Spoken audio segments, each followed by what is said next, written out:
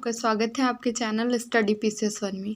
देखिए प्राचीन भारत का इतिहास है। इस वीडियो में आज देखेंगे, ये पहला वीडियो है। आप लोग को वीडियो अच्छा लगा करे तो प्लीज़ लाइक और सब्सक्राइब भी किया करिए। देखिए यूपी पीसीएस या टीचर की जो वैकेंसी है, एलटी एग्ज़ाम या अदर एग्ज़ामों के लिए सब में हिस्ट्री, ज्योग्राफी ये सब पूछा ही जाता है। तो सारे एग्ज़ामों के लिए ये यूज़फुल है। आप लोग प्लीज़ देखिए, वीडियो अच्छा लगे तो प्लीज़ लाइक और सब्सक्राइब किया करिए। प्राचीन भारत का इतिहास है, तो इसमें वीडियो में देख रहे हैं।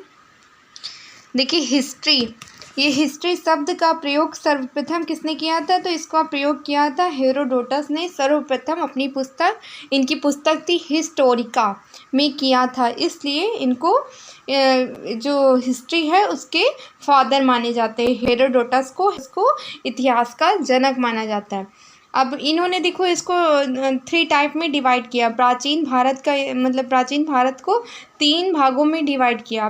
क्या है मतलब इसमें देखिए, प्रागैतिहासिक काल जिसे बोलते हैं प्री हिस्ट्री, प्रागैतिहासिक काल में इसे बोलते हैं प्री हिस्ट्री। इस काल में कोई लिखित साक्ष्य नहीं मिला था, मतलब कोई भी चीज़ें लिखी हुई नहीं मिली थी। इस काल में मनुष्य लिपि लेखन नहीं जानता था, मतलब लिपि लिखना पढ़ना मतलब नहीं जानता था।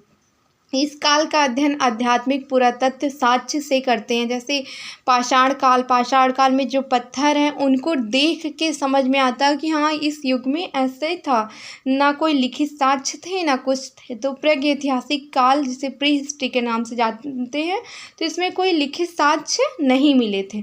अब आते हैं अगैतिहासिक काल जिसे बोलते हैं प्रोटो हिस्टोरिकल। देखिए अगैतिहासिक काल, इस काल में लिपि के साक्ष्य तो थे, मतलब लिपियाँ तो थी, किंतु उनको पढ़ा नहीं जा सकता है, ऐसे ही पढ़ा नहीं गया। इसलिए इस काल का अध्ययन भी पुरातात्विक साक्ष्य के आधार पर करते हैं। जैसे हड़प्पा वैदिक सभ्यता, हड़प्पा सभ्यता के मतलब पुरातात्विक साक्ष्यों को देखकर ही हम समझते हैं कि हाँ ये सभ्यता यहाँ की कैसी थी। अब वैदिक सभ्यता के बारे में बात करें तो वैदिक जो सभ्यता थी उसमें जो जैसे श्लोक है, इन सब के भी साक्ष्य लिखे हुए नहीं थे।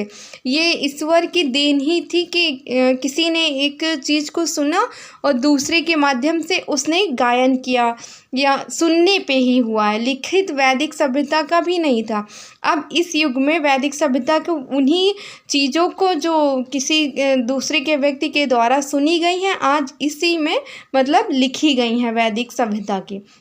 हड़प्पा के साक्ष्यों को देख के पता चलता है कि हाँ यहाँ पर इस तरह के ऐसा कुछ था, तो यहाँ पर भी लिखित साक्ष्य कुछ नहीं थे।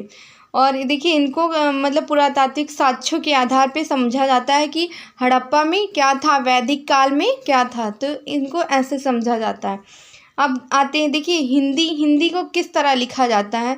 तो हिंदी को देखिए लिखा कैसे जाता है, मतलब हिंदी जो हम लोग लिखते हैं तो बाएं से दाएं तरफ लिखते हैं, बाएं तरफ से लिखना स्टार्ट करते हैं दाएं तरफ। उर्दू जो लिखा जाता है वो दाएं से, देखिए दाईं तरफ से लिखा जाता है और बाईं तरफ से इधर से उर्दू लिखा जाता है। अब हड़प्पा की बात करें तो हड़प्पा में ऐसे कुछ ऐसे लिखा है, दीवार पे कुछ ऐसे लिखा, तो इसको समझ में नहीं आता क्या। तो इन साक्ष्यों के आधार पर हड़प्पा की कुछ चीज़ें समझी जाती हैं, इनको पढ़ा ही नहीं जा पाया कि क्या ये लिखा है। कुछ ऐसी लिपियाँ या कुछ ऐसे लेखन थे बड़े बड़े पत्थरों में। अब वैदिक सभ्यता भी इसी तरह थी कि किसी की मतलब किसी ने उस चीज़ों को सुना है और दूसरे व्यक्ति ने भी उसका गायन किया है। फिर आज के युग में भी वैदिक ग्रंथों इन सबको मतलब लिखा गया है, उन्हीं चीज़ को जो व्यक्ति पहले दोहराते थे उनको लिखा गया। तो हड़प्पा की लेखन ऐसे थी कि जिनके बारे में कुछ समझ ही ना आया, ऐसे पहाड़ों में लिखा है कुछ, तो ऐसे ये सब चीज़ें नहीं समझ में आई थी, तो इन्हें साक्ष्य के आधार पर ही समझा गया है।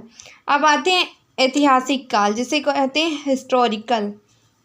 अब देखिए इसमें क्या होता है, देखिए इसमें पुरातात्विक एवं साहित्यिक दोनों के साक्ष्य मिले हैं, पुरातात्विक भी मिले और साहित्यिक के साक्ष्य उपलब्ध थे। देखिए लिपि का ज्ञान था, लिखित साक्ष्य थे, हम उसे पढ़ने में भी सक्षम, मतलब इस ऐतिहासिक काल में क्या है, लिपि का ज्ञान हो गया था, लिखित साक्ष्य मिल गए थे, उसे पढ़ा भी गया है। प्राचीन भारतीय इतिहास जानने के स्रोत इस ऐतिहासिक काल में मिले हैं, जिसे कहते हैं हिस्टोरिकल।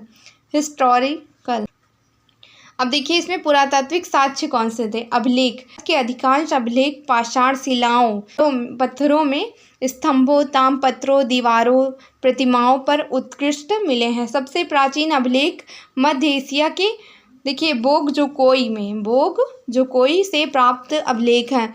इस वैदिक देवताओं में इंद्र, वरुण, इंद्र के नाम मिलते हैं। तो ये अभिलेख मिला था, इसमें क्या वैदिक देवताओं के नाम मिले हैं, जैसे मित्र हो गया, वरुण हो गया, इन सब के नाम इस अभिलेख में मिले हैं। मध्य एशिया का ये बोगजोकोई ये अभिलेख प्राचीन था।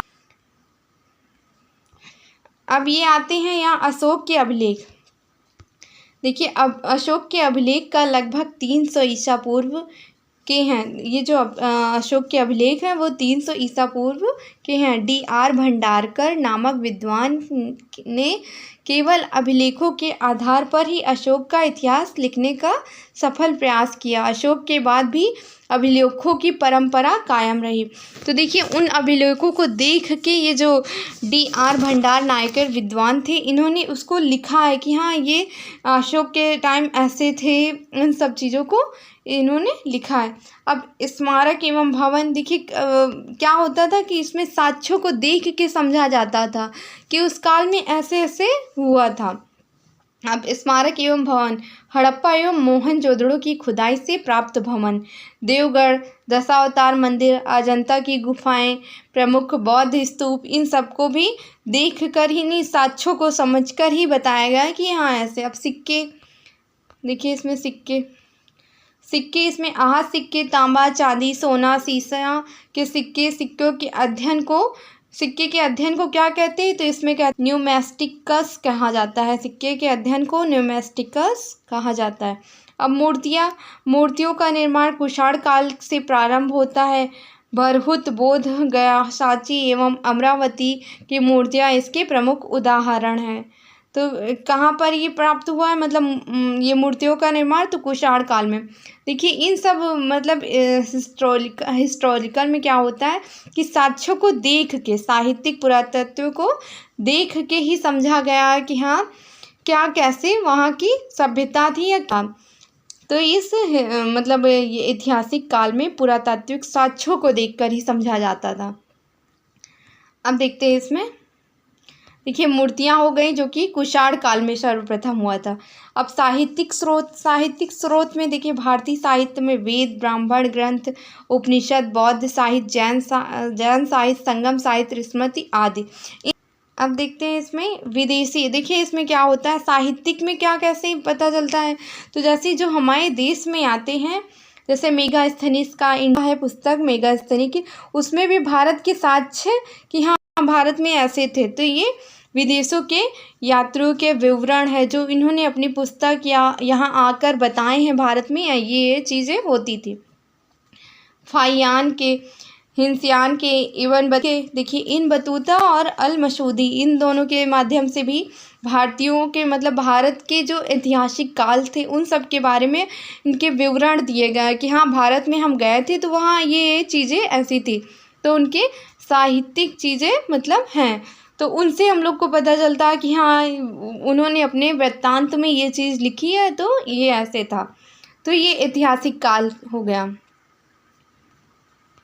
देखो इनको 3 भागों में डिवाइड किया गया है। एक था प्रागैतिहासिक काल जिसमें कोई लिखित साक्ष्य थे ही नहीं। अगैतिहासिक काल में लिपि के साक्ष्य तो थे किंतु उनको पढ़ा ही नहीं जा सका क्योंकि हड़प्पा की लैंग्वेज ऐसे थी तो उनको कुछ समझ में नहीं आया। वैदिक सभ्यता व्यक्ति एक दूसरे के माध्यम से सुनते थे और उनका मतलब कुछ लिखित नहीं साक्ष्य। अब इस टाइम जो है उनको सुना गया है तो वैदिक सभ्यता को लिख दिया गया कि हाँ ये ऐसी चीज़ थी।